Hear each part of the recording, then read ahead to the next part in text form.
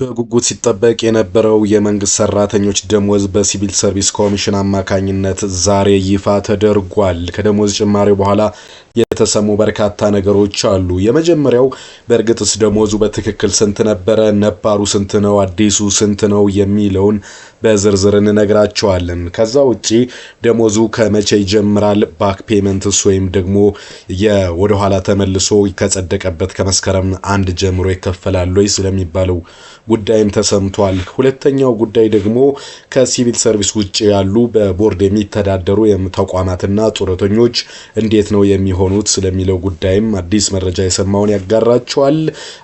ለጥቂት ደቂቃዎች አብረን እንድንቆይ እንጋብዛለን።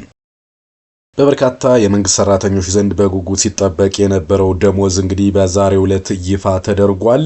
ከነባር እስከ የአዲሱ ጭማሪ ድረስና ያለውን የእርከን ጭማሪዎች ጨምሮ እስከ ጣሪያው ድረስ ያለውን በጣም ባጭሩ አዲስ መረጃ ይነግራቸዋል። እንግዲህ ነባር ሆኖ የጸደቀው የመጀመሪያው ደረጃ 1 ነው። ነባር ደሞዙ መነሻው 4760 የነበራችሁ ደሞዛችሁ አዲሱ ደሞዛችሁ 6000 እንዲሆን ተወስኗል ማለት ነው። በነባሩ እንግዲህ ጣራው የመጨረሻው ጣሪያ 6709 ብር እንደሚደርስ የሚታወቅ ጉዳይ ነው። በእርከን ማለት ነው እስከ 9ኛ እርከን ደርሶ በአዲሱ ግን መነሻ ማለት ነው በመነሻ ደሞዝ 6000 ነው። እርከን 1 6120፣ እርከን 2 6241፣ እርከን 3 6365፣ እርከን 4 6491፣ እርከን 5 6619፣ እርከን 6 6750፣ እርከን 7 6884፣ እርከን 8 7020፣ እርከን 9 7159 ሆኖ ነገር ግን የደረጃ 1 ላይ ያለ ሰው ወደ ላይ የማያድግ ከሆነ በህይወት ዘመኑ የሚያገኘው ደሞዝ ወይም ጣሪያው 7301 ሆኖ ጸድቋል። ደረጃ 2 ነባር ደሞዝ ወይም 4929 የነበረ ደሞዛችሁ ዛሬ ይፋ በተደረገው ደሞዙ 6365 ሆኗል። ይህም የራሱ እርከኖች አሉት። እርከን 1 6491፣ የደረጃ 2 እርከን 2 6619፣ እርከን 3 6750፣ እርከን 4 6884፣ እርከን 5 7020፣ እርከን 6 7159፣ እርከን 7 7301፣ እርከን 8 7444፣ እርከን 7 9 7589 ሆኖ ጣሪያው 7734 ሆኖ የደረጃ 2 ጸድቋል። ወደ ደረጃ 3 ስንሄድ ደግሞ ነባር ደሞዝ የነበረው 5104 ብር እንደነበረ ይታወቃል። ዛሬ ግን 6750 ብር ሆኖ ቀርቧል። በደረጃ በዚህ 3 እርከን የምታገኙ እርከን 1 ላይ 6884 ሆኖ ጸድቋል። እርከን 2 ደግሞ 7020 ብር፣ እርከን 3 7159፣ እርከን 4 7301፣ እርከን 5 7444፣ እርከን 6 7589፣ እርከን 7 7734፣ እርከን 8 7881፣ እርከን 9 8029 ሆነና ጣሪያው 8177 ሆኖ ደሞዙ ጸድቋል። ከዛ ውጪ ደረጃ 4 ነው ወይም ደግሞ ነባር ደሞዝ የነበረው 5283 የነበረው ብር በአዲሱ ጭማሪ 7159 ሆኖ የጸደቀ ሲሆን በዚህ ደሞዝ ደረጃ 10 እርከን የሚያገኙ ማለት ነው። በደረጃ 4 እርከን 1 7301፣ እርከን 2 7444፣ እርከን 3 7589፣ እርከን 4 ደግሞ 7734፣ እርከን 5 7881፣ እርከን 8 ላይ ስንደርስ ደግሞ 8029፣ እርከን 7 8177 ላይ ይገኛል። ከዛ ውጭ እንግዲህ ከፍ እያለም የሚሄድ ደሞዝ እንደሆነ ይታወቃል። ይሄኛው ደሞዝ በእርከን 8 ላይ 8328 ላይ ይገኛል። እርከን 9 ደግሞ 8939 ሲሆን ጣሪያው ደግሞ ይቅርታ የዚህኛው እርከን 8478 ነው። የትልቁ እርከን የደረጃ 4 ማለት ነው። 8630 ደግሞ ጣራው ነው ማለት ነው። ቀጥሎ የምናገኘው የእርከን 5 ነው። እርከን 5 ነባር 5659 እንደነበረ ይታወቃል። በአዲሱ ውስጥ ግን 7589 ሆኖ ጸድቋል። ከዚህ ውጪ እርከኑ 7734 እርከን 1 7881 ለእርከን 2 8029 ደግሞ ለእርከን 3 8177 ለእርከን 4 ነው። በነገራችን ላይ ቁጥሩ እጅግ በርከት ስለሚልና በጣም ስለሚያስቸግር የዚህ ጽሁፍ ላይ ያለውን ፖዝ እያደረጋችሁ እናንተም መመልከት ትችላላችሁ። ፌስቡክ ላይም አይታችሁት ይሆናል። ሌሎች አዳዲስ ነገሮችና እስከ እርከን 9 ድረስ ያው አንድ የመንግስት ሰራተኛ ይቆያል ተብሎ አይጠበቅም። ይሄ የሚሆነው ደግሞ ለምንድነው ከደረጃ 1 ወደ ደረጃ 2 ከደረጃ 3 ወደ ደረጃ 4 ስለሚሄድ ቢቆይም እንኳን እስከ እርከን 3 4 ስለሆነ ይችና ጫጭሯን ብቻ ልንገራችሁ ጊዜያችሁንም ለመቆጠብ። ደረጃ 6 ላይ ነባር ደሞዝ 6485 እንደነበረ ይታወቃል። አዲሱ ደሞዝ ግን 8478 ሆኖ ጸድቋል። ከዛ ውጪ እዚህ 6 ላይ የእርከን 8631 እርከን 1 እርከን 2 8785 እርከን 3 8939 እርከን 4 9095 ብር ሆኗል ማለት ነው። ከዛ ውጪ ደረጃ 7ን እናገኛለን። ደረጃ 7ም እንዲሁ በአዲሱ ተሻሽሎ የቀረበለት የራሱ ልኬት አለው። በደረጃ 7 ላይ እንደሚገኘው 6940 የነበረው 11500 ሆኖ ጸድቋል።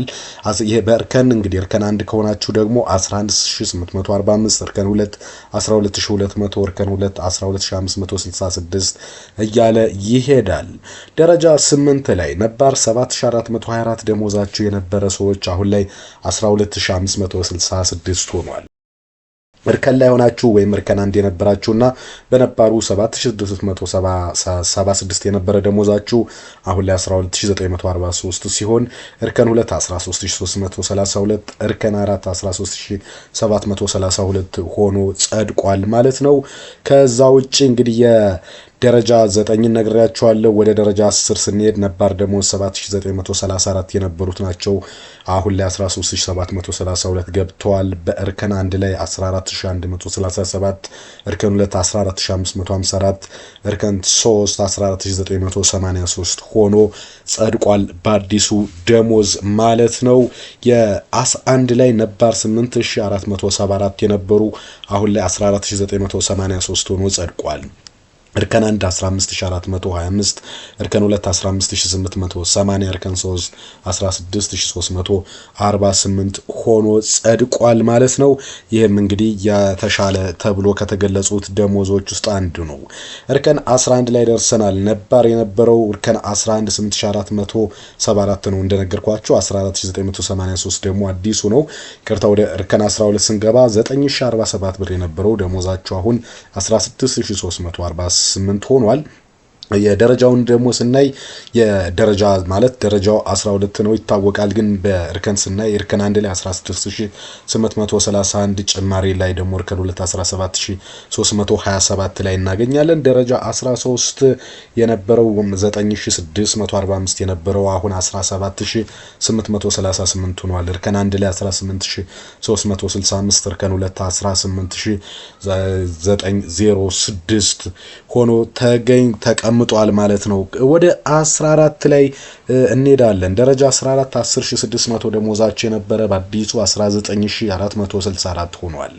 እርከን 1 20038 እርከን 2 20629 እርከን 3 21238 ሆኖ ጸድቋል። በ15ኛ ደረጃ ወይም ደረጃ 15 የነበራችሁ ወይም ደረጃ 15 ማለት 11634 አዲሱ ደሞዝ 21238 ደረጃ 1 የእርከን ስታገኙ ደግሞ 21864 እርከን 2 ላይ ስትገቡ 22509 ሆኖ እናገኘዋለን። ደረጃ 16 ደግሞ ወይም ደግሞ ነባሩ 12765 በአዲሱ 23173 ሆኖ ጸድቋል በዛሬው ዕለት ይፋ በተደረገው ማለት ነው። ከዛ ውጭ እንግዲህ ከዚህ ጠንከር ያለና ጭማሪ ታይቶበታል የተባለውም እንግዲህ ይሄኛው መደብ እንደሆነ ይታወቃል። መደብ 17 ላይ የሚገኘው ማለት ነው። 13988 የነበረው አሁን ላይ 25285 ሆኗል። እርከን 26031 እርከን 2 26799